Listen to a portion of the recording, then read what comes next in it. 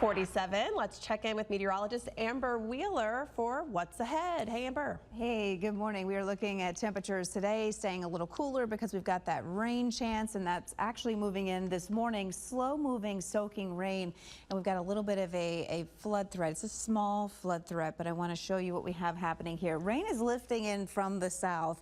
Most folks in the Bayou parishes have already seen rain this morning, but it is now making its way up towards the river parishes, Gramercy very soon, and then the New Orleans metro here very soon. But as you can see, a lot of folks in the south have already seen that, and we've got more moving in from the south because all of this is getting pulled in by the upper levels. So we are looking at more moisture getting pulled in all day today, which is going to give you a slow moving soaking rain for the next, say, 24 hours, probably starting to wane later on this evening. And then as we head into the weekend, we are looking at just a few storms, just a few isolated storms Saturday and Sunday. So we've really lowered those rain chances for the weekend. And then as we head into next week, long range, we are going to be hot and humid. So we're talking some very warm temperatures are back in the forecast. So here's how we're going to go for today, just lifting in that rain and those pockets of some moderate to heavy rain. I think a lot of this is going to be slow, steady, though.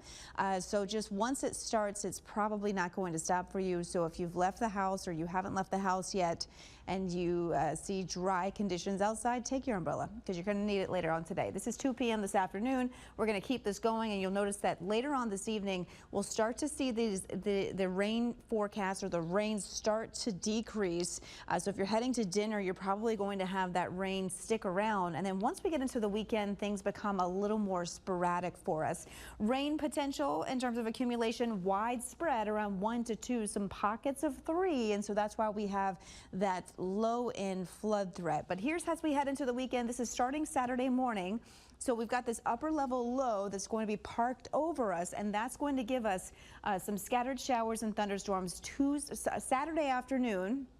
And then again on Sunday afternoon. Now, this is not a widespread storm threat, but we could see some storms pop up, and we could see some large hail. We could see some gusty winds, but notice that the coverage here is not going to be high. So if you see anything, it will be very brief for you. But here's your forecast for your Mother's Day: upper 70s.